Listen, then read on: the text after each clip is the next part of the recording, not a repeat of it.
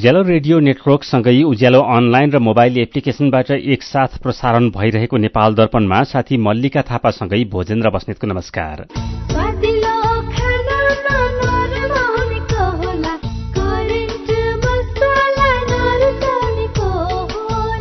नेपाल दर्पणको साथमा करेन्ट मसला र करेन्ट चिया स्वादको झट्का। नेपाल दर्पण सुरु गरौं मुख्य खबरका शीर्षकहरूबाट। रासायनिक मलमा दिँदै आएको अनुदान घटाएको विरोधमा काठमाडौँमा विरोध प्रदर्शन। अनुदान कटौती विरूद्ध कांग्रेस, एमाले, राप्रपा लगायतका किसान संगठनद्वारा आन्दोलनको घोषणा। मन्त्री र उच्च पदस्थ कर्मचारीको विदेश भ्रमणमा कडाई गर्ने सरकारको निर्णय। एती एयरलाइन्सको विमान दुर्घटना जाँच आयोगको म्याद 45 दिन थप। सरकारको आमदानी भन्दा खर्च 1 खर्ब 56 अर्ब रुपैयाँले धेरै। 8 महिनामा विकास खर्च जम्मा 22% मात्रै। फेसबुकको मातृ कम्पनी मेटाले पुनः 10,000 कर्मचारी कटौती गर्ने। अमेरिकामा बढ्दो ब्याज दर र विश्वव्यापी भू राजनीतिक अस्थिरताले आमदानी घटेको भनाई। र ए डिभिजन लीग फुटबलमा आज एपीएफ र मनाङको जित। विश्वकप क्रिकेट लीग 2 मा पपुवा न्यू गिनीले यूएईलाई हरायो। भोलि यूएईलाई हराएर सिधै विश्वकप क्वालिफायर खेल्ने नेपालको लक्ष्य। बल्ल ढुक्क भयो। अब छिमेक, निर्धन उत्थान, जीवन विकास लगायत 35 भन्दा बढ़ी लघुवित्तहरूको किस्ता रकम सजिलै ई सेवाबाट तिर्न मिल्ने सुविधा आएछ। यसका लागि मोबाइल वा वेबसाइटबाट ई सेवा लगइन गरी फाइनेन्शियल सर्भिसेस अनि त्यसमा भएको माइक्रो फाइनेन्स अप्सन छान्ने अनि आफूले ऋण लिएको माइक्रो फाइनेन्सको नाम छनौट गरी आफ्नो सदस्यता नम्बर, किस्ता रकम राख्ने र मोबाइल नम्बर राख्ने र प्रोसिडमा क्लिक गर्ने। भएन त सजिलो? अनि अर्को सुविधा चाहिँ 500 भन्दा बढ़ी सहकारी संस्थामा ई सेवाबाट सजिलै रकम पनि जम्मा गर्न सकिन्छ। मेरो मोबाइलमा चल्छ ई सेवा।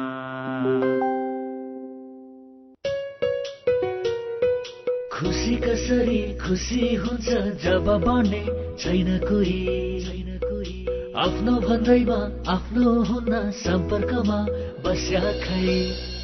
सम्पर्कका लागि बलियो आधार नेपाल टेलिकम हो राष्ट्रकै सञ्चार। सम्पर्कको आधार राष्ट्रको सञ्चार।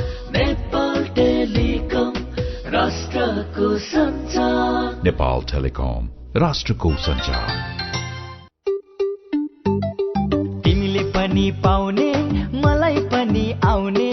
आउने कुरो आएपछि मन भयो रमाउने। आइएमई पे रिफर गरिदे मलाई पनि फाइदा अनि तिमीलाई पनि छ। आइएमई पे रिफर गरिदे मलाई पनि फाइदा अनि तिमीलाई पनि छ। IME pay refer and earn offer. IME pay mobile एपलाई आफ्नो साथी सर्कलमा रिफर गरी रिफर गर्ने र सो रिफर एक्सेप्ट गर्ने दुवैले पाउनुहोस् 25-25 रुपैयाँ। नेपाल दर्पणमा अब खबरको सिलसिला। सरकारले रासायनिक मलमा दिँदै आएको अनुदान घटाएको विरोधमा काठमाडौँमा प्रदर्शन भएको छ। राष्ट्रिय प्रजातान्त्रिक किसान संगठनले काठमाडौँको माइतीघर मण्डलामा विरोध प्रदर्शन गरेको हो। प्रदर्शनमा सहभागीहरूले नेपाली नागरिकको जीवनयापनको मुख्य आधार कृषि नै भएको बताउँदै रासायनिक मलमा मूल्य बढ़ाएर नागरिक विरूद्ध काम गरेको बताएका छन्। यसैबीच नेपाली कांग्रेस, नेकपा एमाले सहित किसान संघ संगठनहरूले मलमा दिँदै आएको अनुदान कटौती गर्ने निर्णय तत्काल फिर्ता लिन सरकारसँग माग गरेका छन्। काठमाडौँमा संयुक्त पत्रकार सम्मेलन गरेर कांग्रेस निकट नेपाल किसान महासंघ, एमाले निकट अखिल नेपाल किसान महासंघ र राष्ट्रिय प्रजातन्त्र पार्टी निकट नेपाल राष्ट्रिय प्रजातान्त्रिक किसान संगठनले निर्णय तत्काल फिर्ता लिन सरकारसँग माग गरेका हुन्। पत्रकार सम्मेलनमा उनीहरूले मागबारे तत्काल सम्बोधन गराउनका लागि दबाव स्वरूप प्रधानमन्त्री पुष्पकमल दाहाल प्रचण्डलाई ज्ञापन पत्र बुझाउने सहितका आन्दोलनका कार्यक्रम पनि घोषणा गरेका छन्।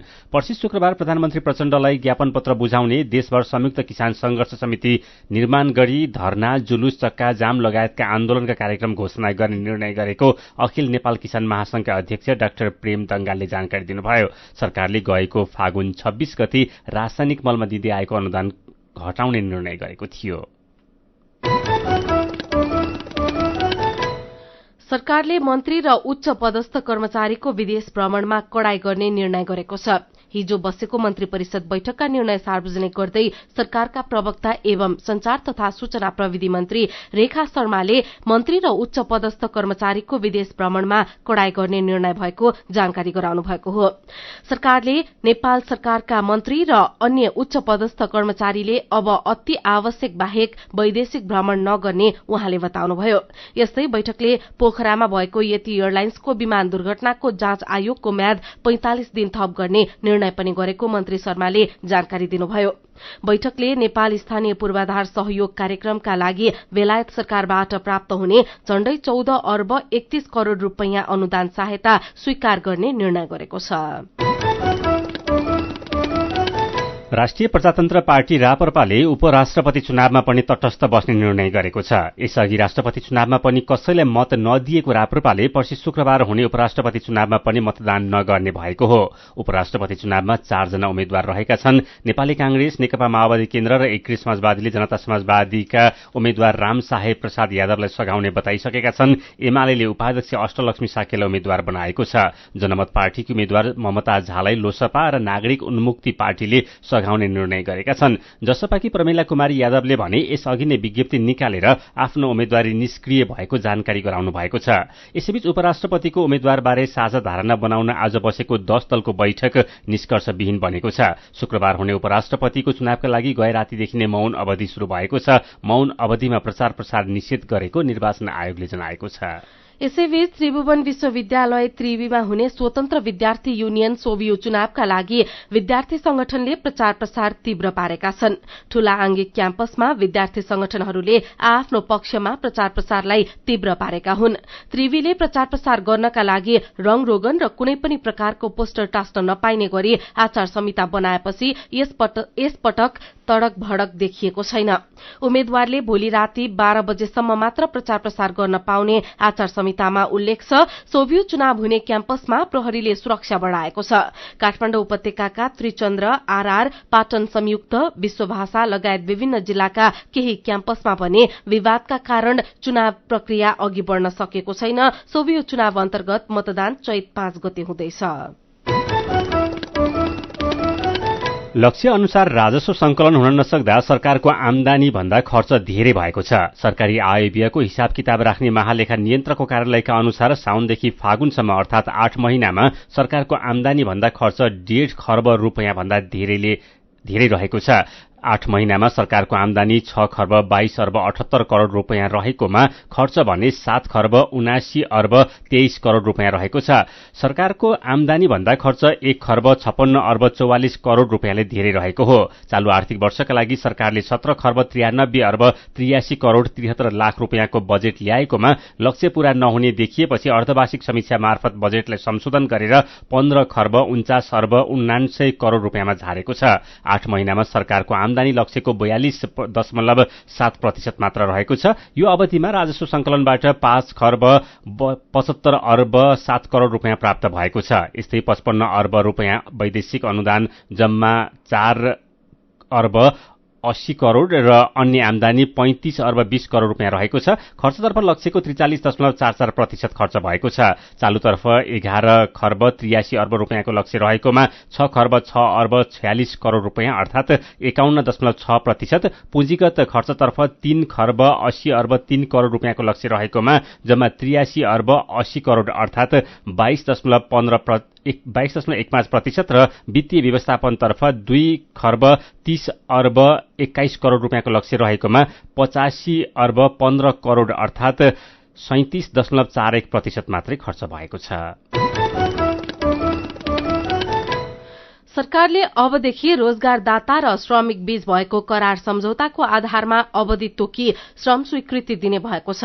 यसअघि 2 वर्ष अवधिको श्रम स्वीकृति प्रदान गर्दा करार अवधि नसकिँदै पुनः श्रम स्वीकृति लिनुपर्ने र विदेशबाट श्रम स्वीकृति लिन श्रमिकले झन्झट खेप्न परेको भन्दै करार सम्झौता अनुसारको अवधि तोकेर श्रम स्वीकृति प्रदान गर्ने गरी मन्त्री स्तरीय निर्णय भएको श्रम, रोजगार तथा सामाजिक सुरक्षा मन्त्रालयले जनाएको छ। भिसाको अवधि छँदै श्रम स्वीकृतिको अवधि सकिँदा बीचमा नै नेपाल फर्किनुपर्ने, विदेशमा बस्दा आफ्नो देशले दिएको श्रम स्वीकृति बिनै बस्नुपर्ने र विदेशबाटै श्रम स्वीकृति लिन पनि विभिन्न झमेला खेप्न परेको भन्दै मन्त्री स्तरीय निर्णयबाट रोजगारदाता र श्रमिक बीचमा भएको करार सम्झौतामा उल्लेख भएको समय अवधि अनुसार नै श्रम स्वीकृतिको अवधि कायम गरिने व्यवस्था गरिएको हो। सीधा कुरा प्रश्न विचार, यो हो उज्यालो रेडियो नेटवर्क नेपाल दर्पणमा कुराकानीसँगै खबरको सिलसिला बाँकी नै छ, सुन्दै गर्नुहोला। एचआईभीका बारेमा खुलेर कुरा गरौं। एचआईभी खराब आचरणको नतिजा नभई असावधानीको परिणाम हो, तसर्थ यसबाट बच्न असुरक्षित यौन सम्पर्क नराखौं। अन्य व्यक्तिले प्रयोग गरेका धारिला औजार जस्तै छुरी, दारी काट्ने ब्लेड प्रयोग नगरौं र रगत चढाउनु पर्ने अवस्था भएमा परीक्षण गरेको रगत मात्र चढाउँ। संक्रमित भइसकेकालाई समयमै उपचारमा लगौं र अकालमै हुन सक्ने मृत्युबाट जोगाउँ। समयमै उपचार गर्नाले संक्रमित गर्भवती महिलाले पनि स्वस्थ बच्चा जन्माउन सक्छिन्। Nepal youth foundation 12+ Lumbini plus र मकवानपुर महिला समूह। कृषि तथा वन विज्ञान विश्वविद्यालयको तेस्रो दीक्षान्त समारोह 2079 मा भाग लिन अनलाइन आवेदन फारम भर्ने सम्बन्धी सूचना। कृषि तथा वन विज्ञान विश्वविद्यालयद्वारा यही चैत 16 गते आयोजना गरिने तेस्रो दीक्षान्त समारोहमा भाग लिन यस विश्वविद्यालयबाट स्नातक, स्नातकोत्तर र विद्यावारिधि degree by course and research तह उत्तीर्ण गरी 2077 साल चैत 7 गतेदेखि 2079 साल चैत 6 गतेसम्ममा ट्रान्सक्रिप्ट लिएका विद्यार्थीहरू र यसै अवधिभित्र विद्यावारिधि डिग्री बाई रिसर्च तह पूरा गरेका विद्यार्थीहरूले कृषि तथा वन विज्ञान विश्वविद्यालय परीक्षा नियन्त्रण कार्यालयको वेबसाइट www.exam.afu.edu.np मार्फत अनलाइन आवेदन फारम भर्न सम्बन्धित सबैको जानकारीको लागि यो सूचना प्रसारण गरिएको छ। परीक्षा नियन्त्रक सरकारी भुक्तानी अब एकै क्लिकमा। राहदानी शुल्क, आन्तरिक राजस्व विभागका शुल्क तथा करहरू, शिक्षक सेवा आयोगको भुक्तानी, बिलबुक नवीकरण, ट्राफिक जरिवाना, लोक सेवा आयोगको भुक्तानी, नगरपालिकाको कर, एनओसी शुल्क लगायतका धेरै भुक्तानी अब ई सेवाबाट तिर्न सकिन्छ। आजै ई सेवा एप डाउनलोड गर्नुहोस् वा नजिकैको एजेन्टमा गई अनलाइन भुक्तानी गर्नुहोस्। ई सेवा सरल र सुरक्षित भुक्तानी। मेरो मोबाइलमा चल्छ ई सेवा। सुनिश्चित भविष्य मात्र होइन बचत, आर्थिक स्वतन्त्रता हो, आत्मविश्वास हो, आत्मा सम्मान हो, सम्पन्न जीवन हो। बचत बचत गरौँ, बचत गरौँ, बचत गरौँ, बचत गरौँ। धेरै छन् बचतका खुशीहरू, बचत गरौँ। ग्लोबल आइएमई बैंक, सबैका लागि बैंक।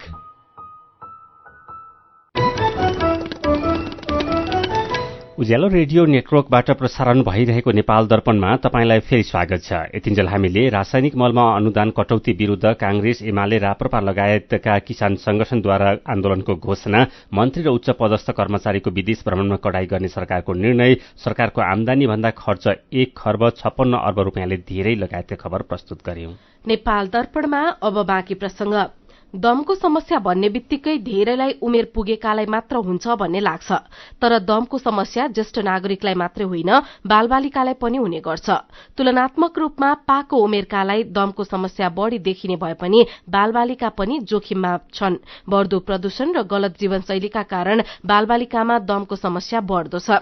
डाक्टरका अनुसार दमको समस्या भएका बालबालिका मध्ये 10%मा जन्मजात दमको समस्या हुन्छ भने अन्य 90%लाई जीवनशैलीका कारण दमको समस्या उत्पन्न हुन्छ।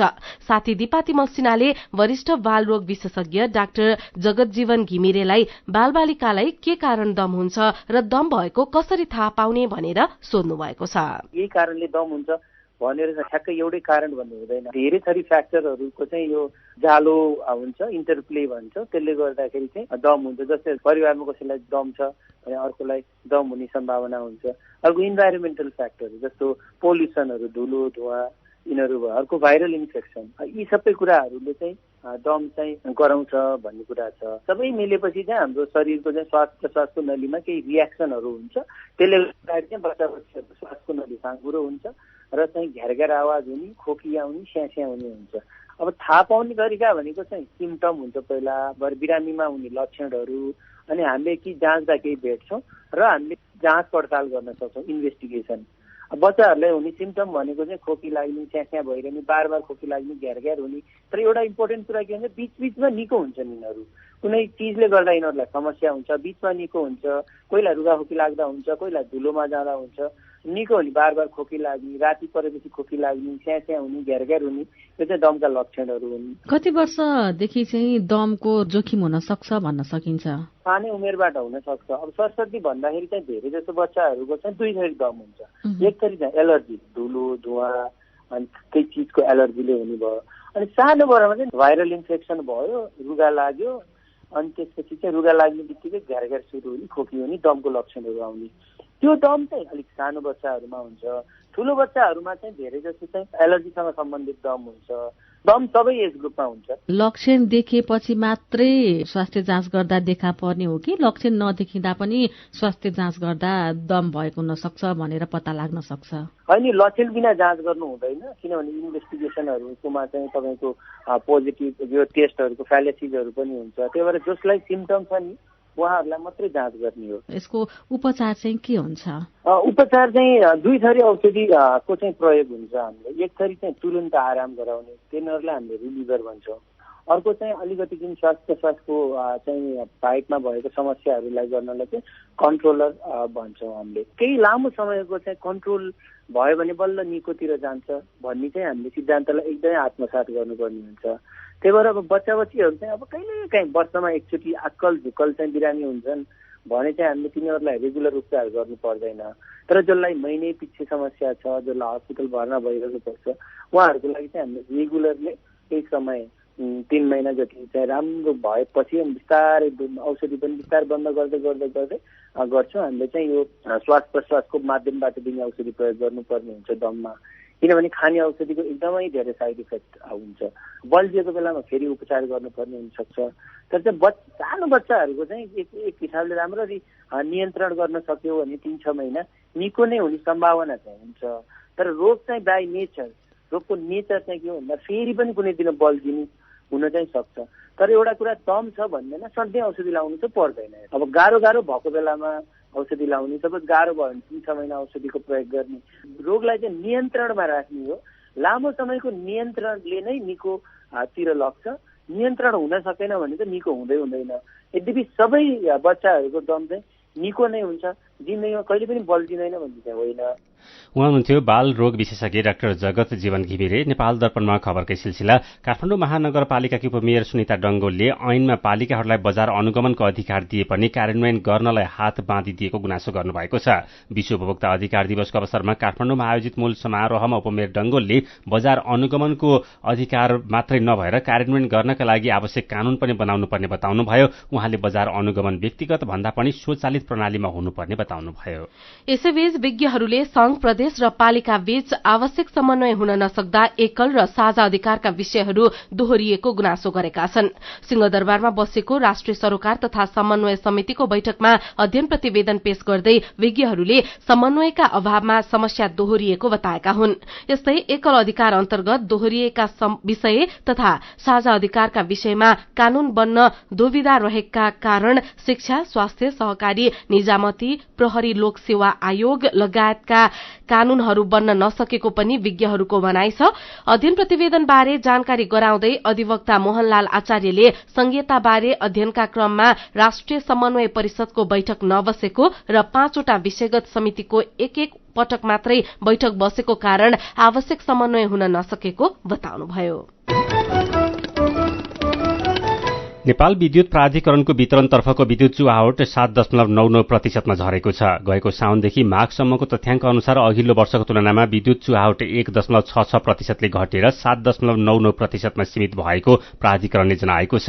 नियमित रूपमा विद्युत आपूर्ति र प्राविधिक तथा गैर प्राविधिक चुहावट नियन्त्रणका लागि सञ्चालन गरिएका अभियानले चुहावट घटेको प्राधिकरणको दावी छ। यस्तै प्रसारणतर्फको माघसम्मको चुहावट 4.60% सहित प्रणालीको समग्र विद्युत चुहावट 12.59% सीमित भएको छ। गएको असारसम्ममा समग्र प्रणालीको विद्युत चुहावट 15.38% थियो। पूर्व पश्चिम राजमार्गको नारायणघाट बुटोल सड़क विस्तारका क्रममा वन्यजन्तुका लागि 35 वटा अण्डरपास निर्माण गरिने भएको छ। आयोजनाको पूर्वी खण्डमा 22 र पश्चिम खण्डमा 13 गरेर 35 वटा अण्डरपास तयार हुने आयोजनाका व्यवस्थापक राकेश झाले बताउनुभयो। वन्यजन्तुका कारण हुने सड़क दुर्घटना तथा दुर्घटनाबाट वन्यजन्तुलाई जोगाउन साना र ठूला गरेर 35 वटा अण्डरपास निर्माण गरिने झाले जानकारी दिनुभयो। यसरी निर्माण गरिने अण्डरपास 3 देखि 12 मिटरसम्म उचाइ र आवश्यकता अनुसार 16 मिटरसम्म फराकिलो हुने झाले बताउनुभयो। नेपाल दर्पणमा मेरो पनि भन्नु छ सँगै खबरको सिलसिला बाँकी नै छ, सुन्दै गर्नुहोला। आधुनिक र प्राकृतिक चिकित्सा पद्धतिको वैज्ञानिक सम्मिश्रण स्थल डनी healing clinic.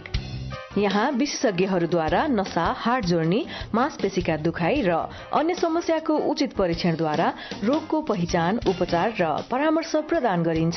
Physiotherapy, acupuncture, Ayurveda, medical massage तथा विशेषज्ञहरूको सल्लाह अनुसार न्यूनतम प्रतिकूल प्रभाव हुने गरी उचित उपचार गरिन्छ।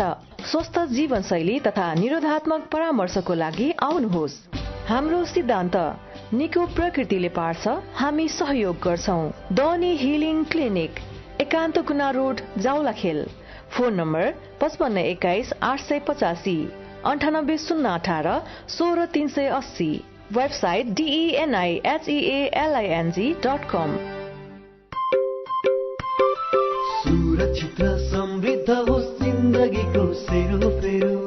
भोलिको लागि सोच्नु पर्ने कर्तव्य हो तिम्रो मेरो। ढुक्क हुन भोलिलाई बिमा गरौँ है, नेशनल लाइफ इन्सुरेन्समा बिमा गरौँ है। विगत 35 वर्षदेखि सञ्चालनरत नेपालकै पहिलो अग्रणी जीवन बीमा company national life insurance company, अजिमपाट, काठमाडौँ। तातोले झन्डै जिब्रो चाहियो। मलाई 1 लाख रुपैयाँ दिनु न। पहिला मलाई हँसाएर देखाऊ। मैले तपाईलाई हँसा भने तपाईले मलाई 1 लाख रुपैयाँ दिनुहुन्छ? मैले दिने होइन नि त, जस्मिन पेन्ट्सले दिन्छ। जस्मिन कुल कमेडी फुल। तपाई पनि स्ट्यान्ड अप कमेडी खिचेर पठाइहाल्नुहोस् है। पहिलो हुनुभयो भने 1 लाख, दोस्रो हुनुभयो भने 50,000 र तेस्रो हुनुभयो भने 25,000 नगद पुरस्कार पाउनुहुन्छ। थप जानकारीको लागि जस्मिन पेन्ट्सको आधिकारिक फेसबुक पेज जस्मिन पेन्ट्स नेपाल फलो गर्नुहोला वा 98 024 86 385 मा व्हाट्सएप, भाइबर वा सिधै सम्पर्क गर्नुहोला। नेपाली मनको नेपाली रङ, जस्मिन पेन्ट्स। उज्यालो रेडियो नेटवर्क मार्फत देशभरिका विभिन्न एफएम स्टेशन तथा उज्यालो अनलाइन र मोबाइल एप्लिकेशनमा प्रसारण भइरहेको नेपाल दर्पणमा तपाईँलाई फेरि स्वागत छ। अब बाँकी खबर। शेयर बजार परिसूचक नेप्से आज 14.44 अंकले घटेर 1938.63 बिन्दुमा झरेको छ। 253 वटा कम्पनीका 27,16,000 किता शेयर 1 अर्ब 20 करोड़ 21 लाख रुपैयाँमा कारोबार भएका छन्। उदयपुरमा मौसमी तरकारीको उत्पादन कम हुँदा आयातित तरकारीको मूल्य बढ़न थालेको छ। हरियो तरकारी उत्पादनका लागि उदयपुर उर्वर भूमि मानिए पनि उत्पादन घट्दा बजारमा आयातित तरकारी बढ़नुको साथै मूल्य पनि बढ़ेको हो। कास्कीको पोखरामा चितुवाको आक्रमणबाट 2 जना घाइते भएका छन्। चितुवा मृत अवस्थामा भेटिएको छ। पोखरा महानगरपालिका वडा नम्बर 18 मा रहेको कालिज फार्ममा पसेको चितुवाले त्यहाँ रहेका कामदारलाई आक्रमण गरेको हो। डिभिजन वन कार्यालय गुल्मीले जिल्लामा वन डढेलो व्यवस्थापन सम्बन्धी सप्ताहव्यापी सचेतनामूलक अभियान शुरू गरेको छ। 6औं नेपाल अन्तर्राष्ट्रिय चलचित्र महोत्सव निफ भोलिदेखि शुरू हुँदैछ। महोत्सवमा 55 देशबाट आएका 500 भन्दा बढ़ी चलचित्र मध्येबाट 35 देशका 95 चलचित्र छनौट भएका आयोजकले जनाएको छ। मेरो पनि भन्नु छ। आज विश्व उपभोक्ता अधिकार दिवस। उपभोक्ता हरेक क्षेत्रमा ठगिँदै तर सम्बन्धित निकाय मौन छ। उपभोक्ता मर्कामा परेको विषयलाई समेटेर विमला भट्टराईले लेख्नु भएको छ।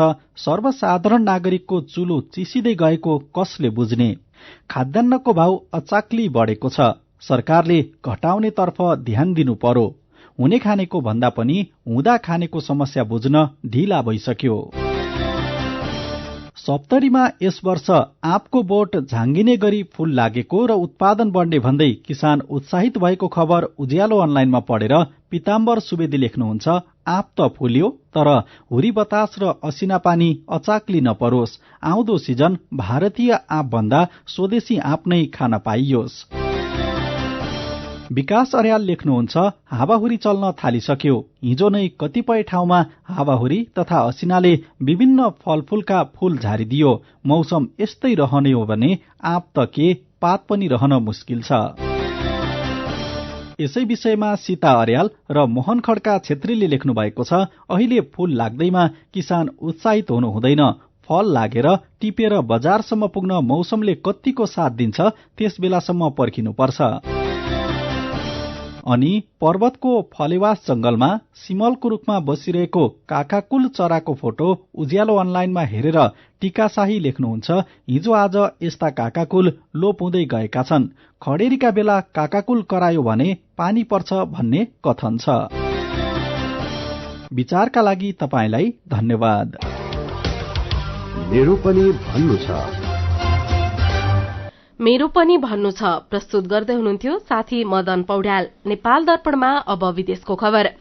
फेसबुकको मातृ कम्पनी मेटाले पुनः 10,000 कर्मचारी कटौती गर्ने भएको छ। गएको नोभेम्बरमा 11,000 कर्मचारीलाई कामबाट निकालेको फेसबुक सहित इन्स्टाग्राम र व्हाट्सएपको मातृ कम्पनी मेटाले पुनः 10,000 कर्मचारी कटौती गर्ने बताएको बीबीसीले जनाएको छ। मेटाले अहिले रिक्त रहेका 5,000 दरबन्दी पनि तत्काल पूर्ति नगर्ने भएको छ। मेटाका प्रमुख कार्यकारी मार्क जुकरबर्गले कर्मचारीलाई पठाएको सूचनामा सन् 2022मा कम्पनीको आमदानी घटेको र अहिले स्थिति झनै खराब भएकाले कर्मचारी कटौती गर्नु परेको बताउनु भएको छ। प्रमुख कार्यकारी जुकरबर्गले अमेरिकामा बढ़ेको ब्याज दर, विश्वव्यापी भू राजनीतिक अस्थिरता लगायतका कारणले मेटाको आमदानी घटेको बताउनु भएको बीबीसीले जनाएको छ। कम्पनीको बिग्रदो आर्थिक स्थिति अझै लामो समय रहने देखिएकोले आवश्यक तयारी थालेको उहाँको भनाइ छ। पछिल्लो समय अमेजन, गुगल, ट्विटर लगायतका प्रविधि कम्पनीहरूले कर्मचारी कटौती गरिरहेका छन्। पाकिस्तानी सुरक्षा बल पूर्व प्रधानमन्त्री इमरान खानको घरबाट पछि हटेका छन्। यसका साथै प्रहरी र खानका समर्थक बीच लगातार भइरहेको झडप पनि रोकिएको छ। खानलाई पक्राउ गर्न लाहोरमा रहेको खानको घर पुगेका प्रहरी बल पछि हटिरहेका बीबीसीले जनाएको छ। यसअघि सुरक्षा बलले समर्थकमाथि अश्रु ग्यास र पानीको फोहरा प्रयोग गरेर प्रदर्शन नियन्त्रण गर्ने कोशिश गरेका थिए। यस्तै इमरान खानले एक ट्वीट गर्दै आफूले एक स्योरिटी बन्डमा हस्ताक्षर गरेको र तहरिक ए इन्साफ पार्टीका वरिष्ठ नेता फवाफ खानसँग 18 मार्चमा अदालतमा पेश हुने जानकारी दिनुभएको छ। अब खेल खबर। शहीद स्मारक ए डिभिजन लीग फुटबल अन्तर्गत आजको खेलमा सशस्त्र प्रहरीको एपीएफ क्लब र मनाङ मर्स्याङदी क्लब विजय भएका छन्। एपीएफले त्रिभुवन आर्मी क्लब र मनाङले न्यूरो टिम एनआरटीलाई हराएर विजय भएका हुन्। चासल मैदानमा एपीएफले आर्मीलाई 1-0 गोलले हरायो। एपीएफका लागि मणिकुमार लामाले गोल गरे। एपीएफको 7 र आर्मीको 5 अंक रहेको छ। यस्तै दशरथ रंगशालामा भएको खेलमा न्यूरो टिम एनआरटीलाई 3-1 गोल अन्तरले हराउँदै मनाङले दोस्रो जित निकालेको हो। मनाङको जितमा रोशन राणा मगर, सेद जामोल, दावलात जोभनोभ र कोफी टिमोथी कुडोले 1-1 गोल गरे। एनआरटीका अशोक थापाले 1 गोल गरे। जितसँगै मनाङले 4 खेलमा 8 अंक जोडेको छ। एनआरटीको यो तेस्रो हार हो। एनआरटीले 4 खेलमा 1 अंक जोडेको छ। अन्तर्राष्ट्रिय क्रिकेट परिषद आईसीसीको नयाँ एक दिवसीय वरियतामा नेपालले सुधार गरेको छ। आईसीसीले गैराती सार्वजनिक गरेको नयाँ वरियतामा नेपालले 1 स्थान सुधार गर्दै 16औं स्थानमा उक्लिएको छ। नेपालले नामिबियालाई पछि पार्दै 16औं स्थानमा उक्लिएको हो। यसैबीच भोलि नेपाल र यूएई बीचको खेलबाट टिकट बिक्रीको सबै रकम खेलाडी कल्याणकारी कोषमा जम्मा हुने भएको छ। नेपाल क्रिकेट संज्ञानले भोलि हुने नेपाल र यूएई बीचको खेलका लागि टिकट बिक्रीबाट आउने सबै रकम कल्याणकारी कोषमा जम्मा गर्ने निर्णय गरेको हो। कल्याणकारी कोषको रकम खेलाडीको हित र अत्यावश्यक काममा खर्च हुने गरेको छ। विश्वकप क्रिकेट लीग 2 अन्तर्गत भोलि नेपालले अन्तिम खेलमा यूएईसँग खेल्दैछ। भोलि यूएईलाई हराउन सकेमा नेपाल सिधै विश्वकप क्वालिफायरमा पुग्नेछ। र आईसीसी विश्वकप क्रिकेट लीग 2 अन्तर्गत त्रिदेशीय एक दिवसीय श्रृंखलामा यूएईले पपुवा न्यू गिनी पीएनजीलाई 6 विकेटले हराएको छ। पीएनजीले दिएको 235 रनको लक्ष्य यूएईले 68 बल अघि नै 38 ओभर 4 बलमा 4 विकेट गुमाउँदै भेटायो। यूएईका लागि कप्तान मोहम्मद वसिमले एक दिवसीय अन्तर्राष्ट्रियमा पहिलो शतक बनाउने क्रममा 117 रन बनाए। यसअघि त्रिवी क्रिकेट मैदानमा टस जितेर ब्याटिङ गरेको पीएनजीले निर्धारित 50 ओभरमा 7 विकेट गुमाएर 234 रन बनायो। यो सँगै पीएनजीले लीग 2 का सबै खेल खेलेको छ। पीएनजी 36 खेलमा 11 अंक सहित तालिकाको पुछारमा रहेको छ। खेल खबरसँगै हामी नेपाल दर्पणको अन्त्यमा आइपुगेका छौं। आजका मुख्य खबरका शीर्षक फेरि एकपटक। रासायनिक मलमा दिँदै आएको अनुदान घटाएको विरोधमा काठमाडौँमा विरोध प्रदर्शन, अनुदान कटौती विरूद्ध कांग्रेस, एमाले, राप्रपा लगायतका किसान संगठनद्वारा आन्दोलनको घोषणा। मन्त्री र उच्च पदस्थ कर्मचारीहरूको विदेश भ्रमणमा कडाई गर्ने सरकारको निर्णय। यति एयरलाइन्सको विमान दुर्घटना जाँच आयोगको म्याद 45 दिन थपियो। सरकारको आमदानी भन्दा खर्च 1 खर्ब 56 अर्ब रुपैयाँले धेरै, 8 महिनामा विकास खर्च जम्मा 22% मात्रै। फेसबुकको मातृ कम्पनी मेटाले पुनः 10,000 कर्मचारी कटौती गर्ने। अमेरिकामा बढ्दो ब्याज दर र विश्वव्यापी भू राजनीतिक अस्थिरताले आमदानी घटेको भनाई। र ए डिभिजन लीग फुटबलमा आज एपीएफ र मनाङको जित। विश्वकप क्रिकेट लीग 2 मा पपुवा न्यू गिनीले यूएईलाई हरायो। भोलि यूएईलाई हराएर सिधै विश्वकप क्वालिफायर खेल्ने नेपालको लक्ष्य। आजको नेपाल दर्पण सकिएको छ। प्राविधिक साथी सरोज थापासँगै हामी मल्लिका थापा र भोजेन्द्र बस्नेत पनि बिदा हुन्छौं। उज्यालोको मोबाइल एप्लिकेशन र अनलाइनमा प्रसारण भइरहेका रेडियो र अनलाइनका सामग्री भाइबरमा पनि उपलब्ध छन्। शरीरलाई स्वस्थ राख्न पर्याप्त मात्रामा पानी पिउने गरौं। नमस्कार।